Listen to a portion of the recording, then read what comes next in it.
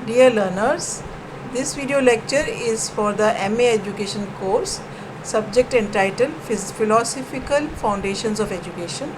The theme that is covered in this video is Meaning of Philosophy and its branches. I am Dr. DrSavitaKaushal from IASC, Jamia Millia Islamia, and I am presenting this video lecture for you. After going through this video, you will be able to explain the concept of philosophy and education, analyze the different branches of philosophy and their role in understanding education, and also establish interrelationship between philosophy and education. Ever since the beginning of the world, efforts have been made to understand man as he is.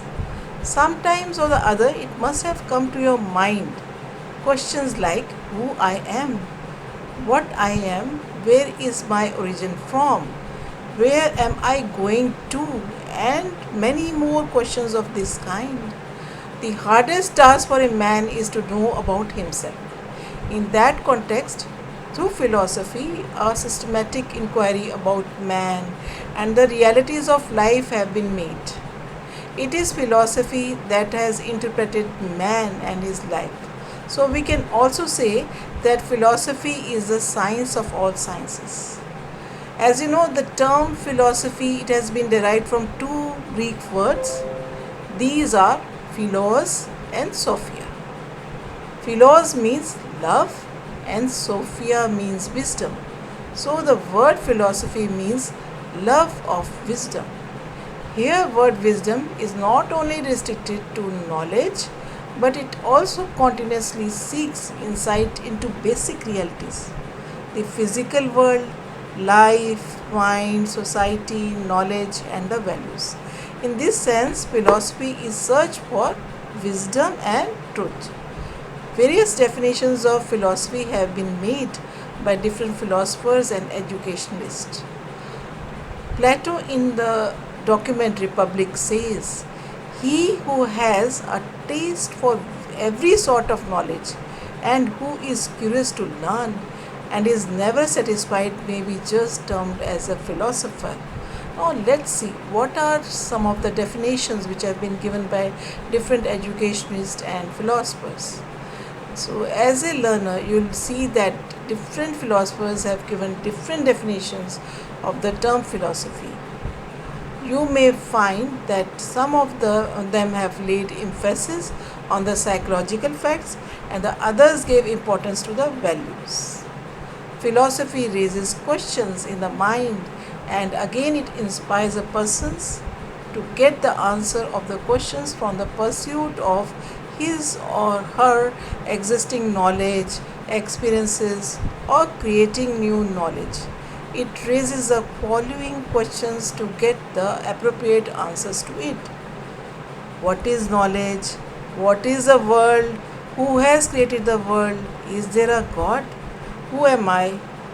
What is the aim of life? Why should I live? What is the purpose of this world? Now let us examine the definitions of philosophy one by one. One of the definitions which has been given by John Dewey is that whenever philosophy has been taken seriously, it has always been assumed that it signified achieving wisdom that would influence the conduct of life.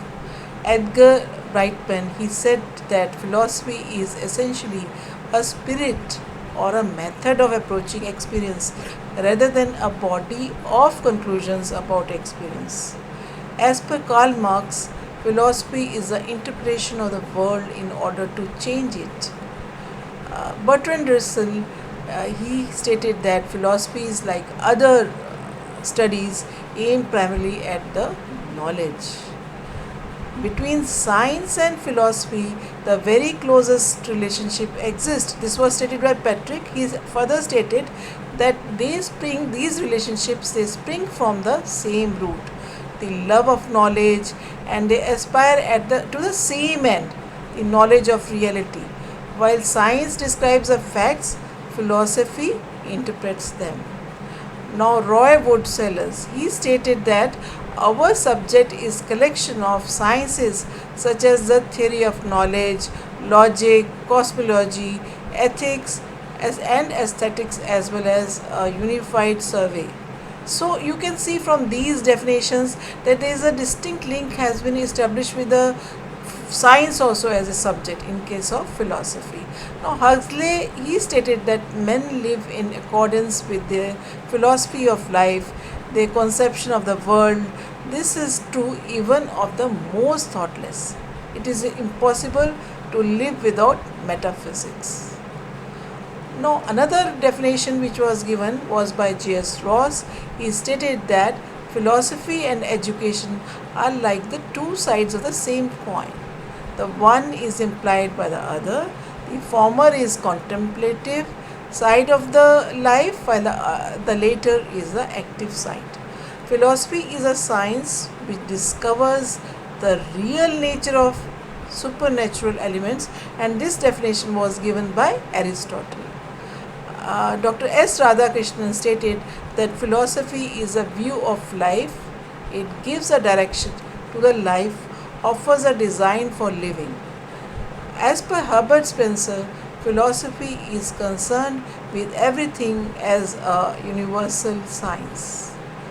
Raymond stated that philosophy is an unceasing effort to discover the general truth that lies behind the particular fact, to discover also the realities that lie behind the appearance. As per Herbert Spencer, philosophy is concerned with everything as a universal science, and Bertrand Russell stated that philosophies, like other studies, aim primarily at the knowledge. Further, to clarify the meaning of philosophy, Henderson and his colleagues have stated that philosophy is a rigorous, disciplined, and guarded analysis of some most difficult problems which man has ever faced. So, what do we derive from these definitions? When you analyze these definitions, you may arrive at the following points of understanding. Let's see one by one what are the points. So number one is that philosophy is born out of specific experiences, special circumstances and situations. Therefore different persons have adopted different philosophies of life in accordance with the specific circumstances and situation wherein they spent their lives. Then another conclusion which you can derive at is that philosophy has a deep knowledge pursuit, and it provides a shape, analysis and knowledge base of each and every discipline. Another conclusion would be that it is scientific inquiry, and it is based on the philosophy, and philosophy has an intimate relationship with the science. As you are aware that science deals with the realities of nature and life, that is animals, plant or human beings. So those realities are integral part of human life. These are the base to generate knowledge and experiences of the child, and further it goes to form the philosophy. Then one more thing which you can conclude is that one of the main features of philosophy is that it comes out of specific experiences, special circumstances and also situations. So all those persons may be called as philosophers who in one way or other search for truth and realities. Human beings undergo various kinds of experiences throughout their life from birth to death. These experiences provide them with new knowledge, and this search of knowledge makes the individual a philosopher. So we can say that these are the major points which emerge out of our definitions of the philosophy. Now let's move on to establish what is the relationship between philosophy and education. There is a strong interrelationship between education and philosophy. Philosophy guides the path of education. Philosophy is also the inspiration behind education and creates a need for education by providing incentives to continued learning and knowledge generation. Philosophy provides aims and objectives to education, and education, on the other side, makes them practical. Almost all great philosophers have been great educators. So we can say that all the basic questions of education, such as aims of education, curriculum, methods of teaching, the content, role of teacher, methods of teaching, discipline, all these questions, they are still determined by the philosophy. So we can also say that philosophy begins with learning and develops learning, that is observation, contemplation and fact finding are the basic processes in philosophical development. All these activities are related to education. Thus it may be said that philosophy starts with learning, continues with learning and enhances the process of learning. Education, on the other hand, takes directions from philosophy in deciding all important points of its course. Philosophical principles of learning are also, basically adopted by education. So we can say that many learning principles that are developed by the philosophy in the past are still used in the development and transformation of the learning in schools.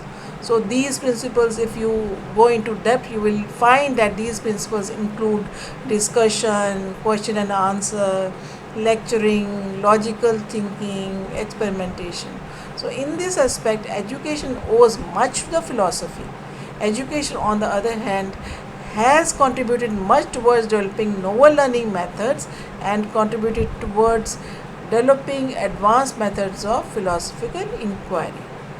Then another point which is very important is that philosophy is also contemplative and education is applicative. That is, history proves that all the life-changing principles developed by philosophy are adopted by education.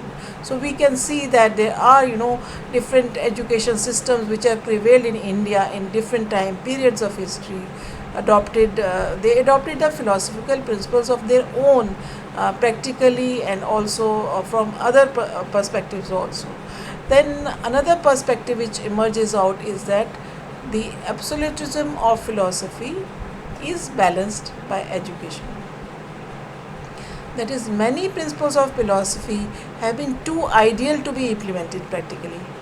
For example, philosophy would say that oneness in the thinking, speaking and doing is the truth, but the well accepted fact is that such practice is too high a goal for an average human being. Education as a means to dissolve the conservative disputes of philosophy is also an important relationship between the two.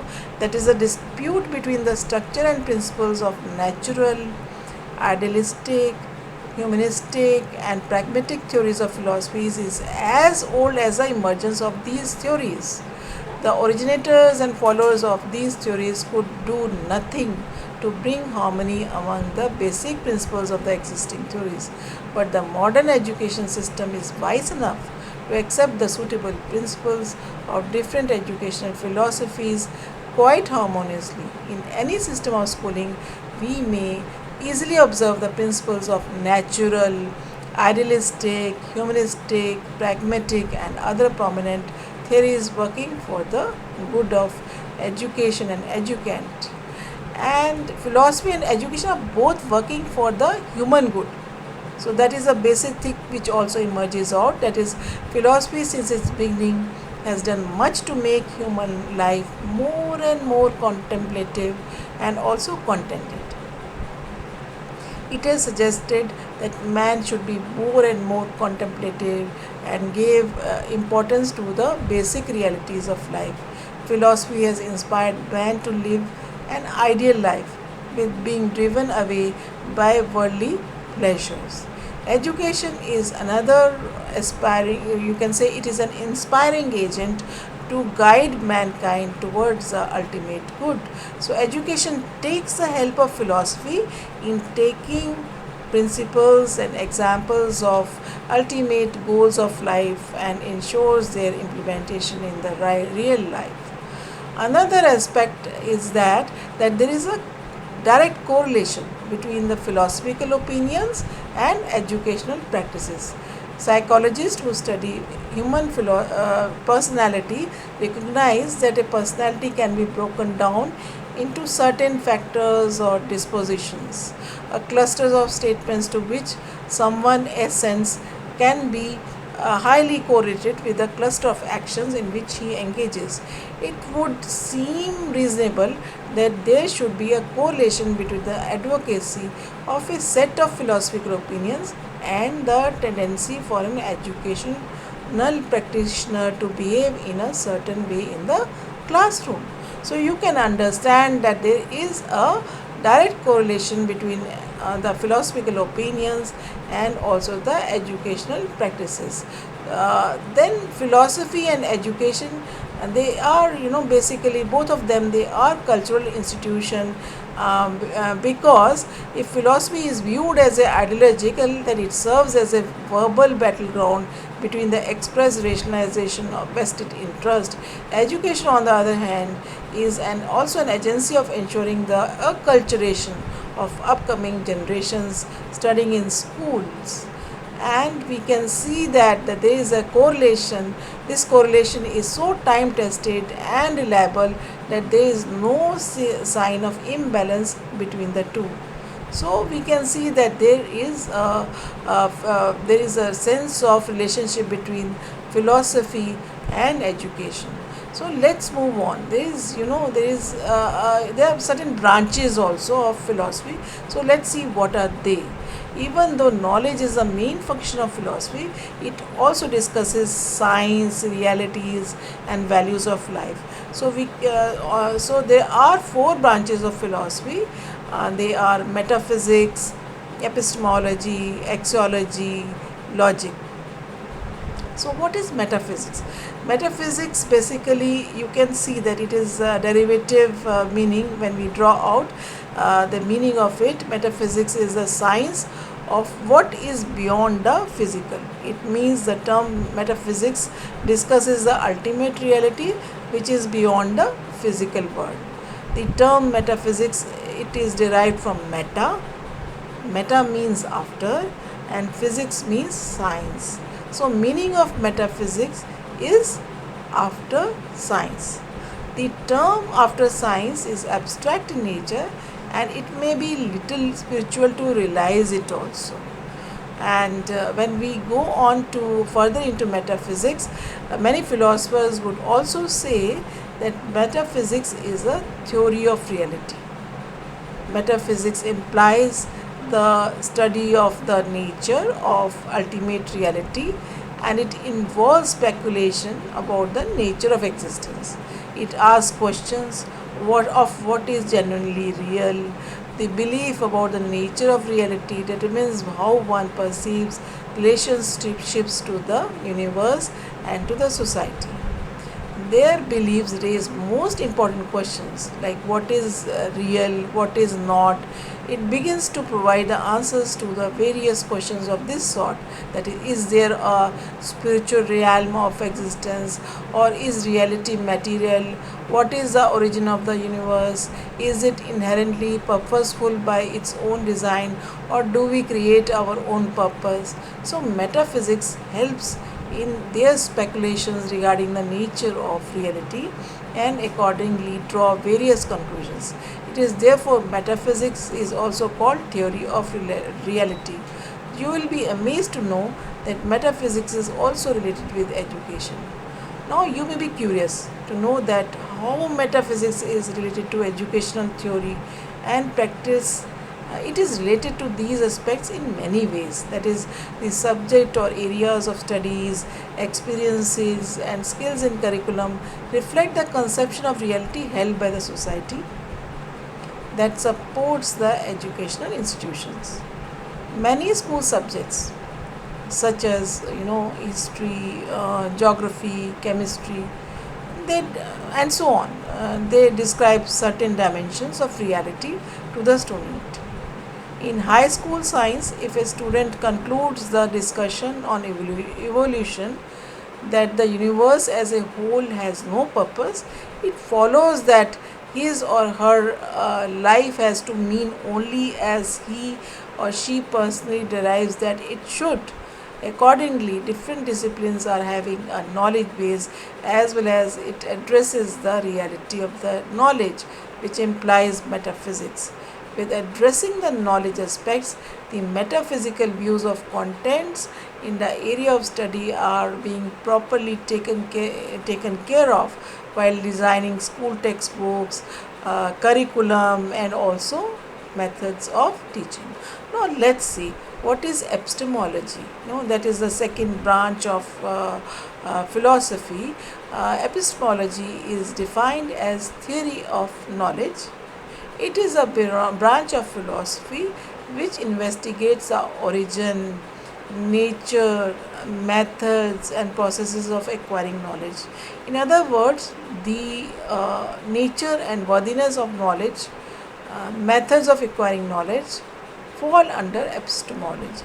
So this branch of philosophy, we can say that it considers important questions such as how do we know, what do we know, what processes do we base our knowledge of the world and society, what is the theory on which we base our claims to truth, do our knowledge claims derive from the divine revelation, empirical evidence, or from personal or subjective experiences.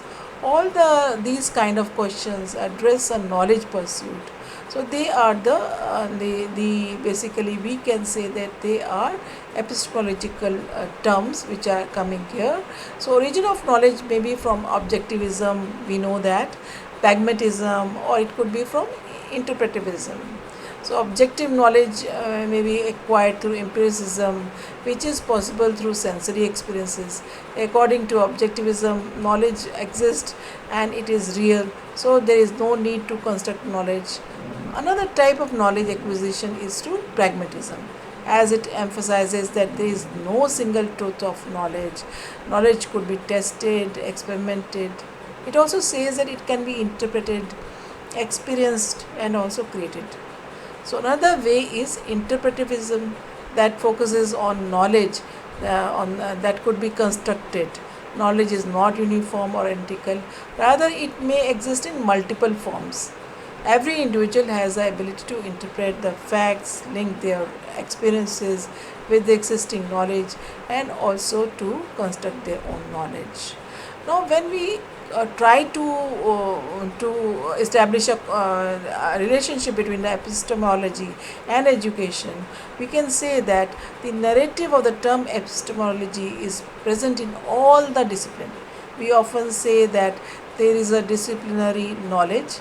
It means in every discipline there is a knowledge base with certain principles and theories of knowledge.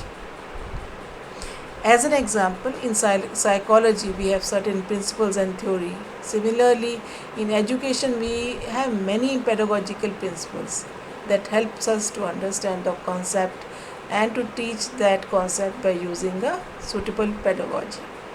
Epistemology is closely related to the method of teaching and learning.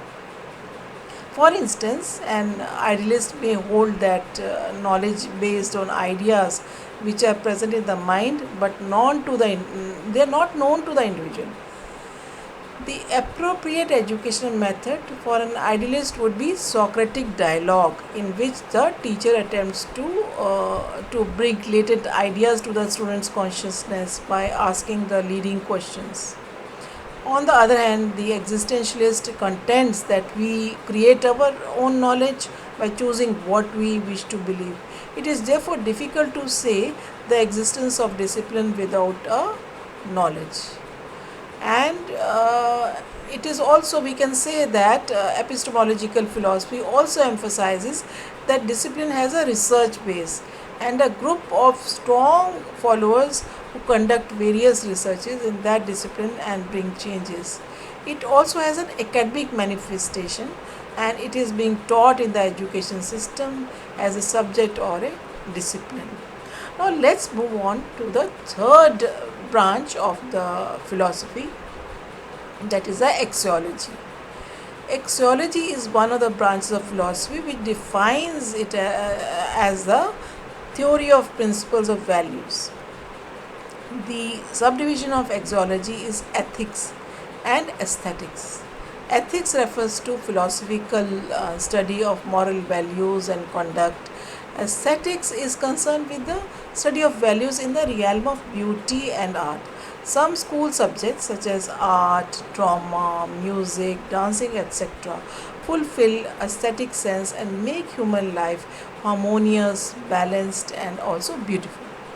So, on one hand, whereas metaphysics attempts to describe the nature of reality, axiology refers to prescriptions of moral behavior and also the beauty. So, these discussions also affect education perspective, such as the discipline, school environment, student teacher relationships. So, we can say that axiology deals mainly with the affective domain of the knowledge. When we try to see axiology and education, we'll come to know that axiology plays a very important role in the education system in general, in the sense in curriculum designing, development and transaction in specifically. As you might have been aware that the national curriculum, earlier our national curriculum 2005, it gave stress upon the value based and moral education as a separate entity of education and also integrate it with the core subjects.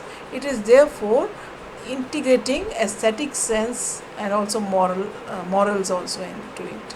So, philosophical perspective of education and value education, art and craft, peace education, etc., in the school curriculum and syllabus is a challenge before the curriculum committees. You might have come across that education committees and commissions at different times they have given lot of importance and documented in their report for implementing educational values through the courses and also the curriculums. So, axiology has a direct impact on education from the very beginning of the ancient system of education. In other words, that we can say that it is the heart of an education system.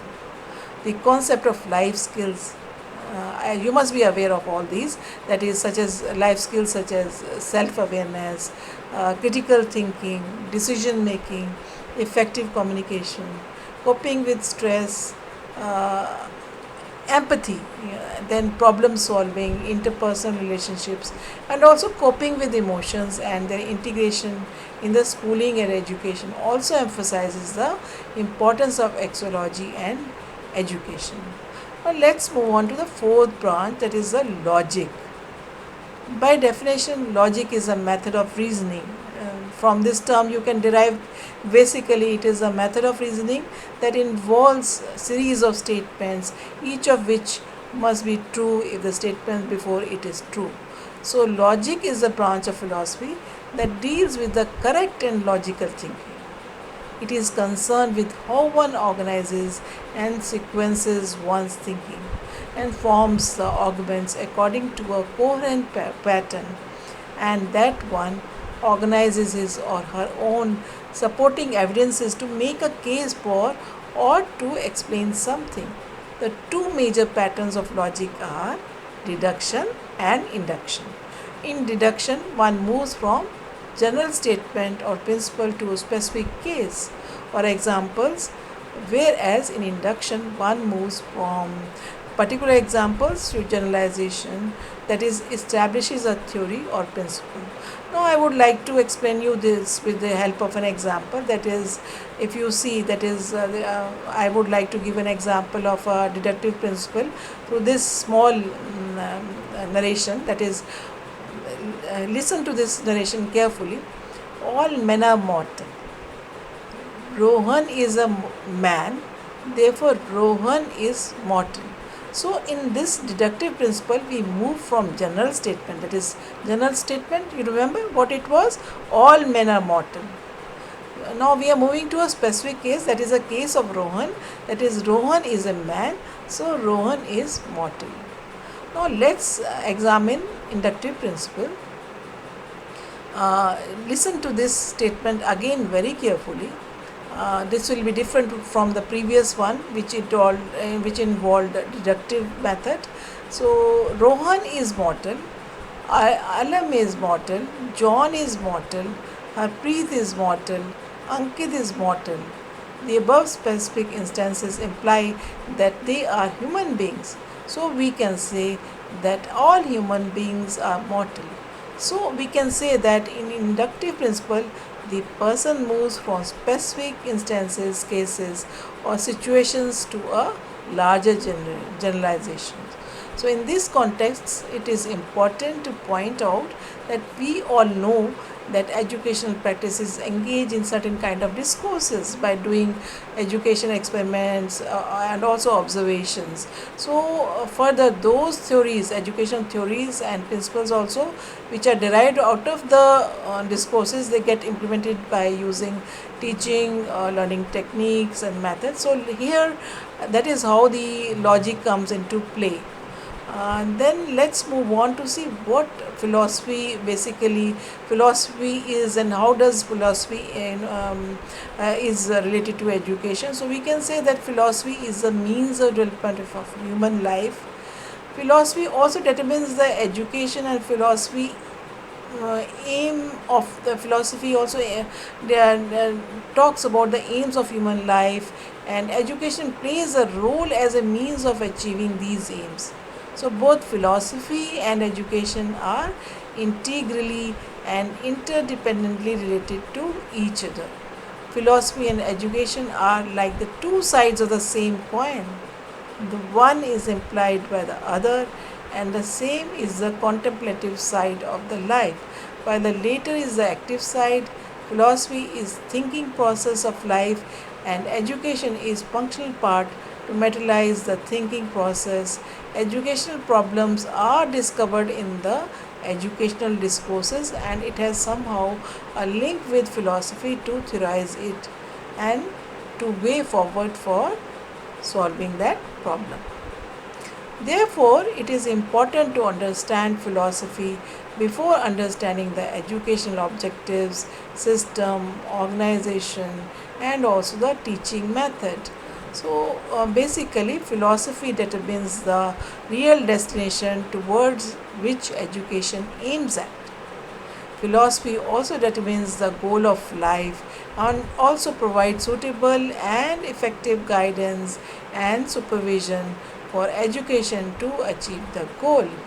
Philosophy provides the principles and theories of learning, whereas education implements those principles and theories in the process of teaching and learning. We can also say that true education is practicable only by a true philosophy. This was a statement by Spencer. Philosophy determines various aspects of education like teaching methods, principles of teaching, curriculum, and the role of teachers and the learners as well. And philosophy and education, as you know, they are the two sides of coin which are presenting the different views of the same thing, and that one is implied by the other. Great philosophers are great educationists at all the times. Like we can see that Plato, Dewey, Rousseau, Gandhi, Aurobindo, all of them, they were great educationists, and they were also great philosophers. So there is a linkage between philosophy and education. So to sum up, what do we say? That is, we arrived at certain conclusion. That is, philosophy determines various aspects of education like teaching methods, principles of teaching, curriculum, and the role of teachers and learners as well. So education is the dynamic side of philosophy, as is stated by John Adams, as because education translates the ideas of philosophy into action and practice. Philosophy basically determines the aims of life, whereas education is a means to achieve the goal.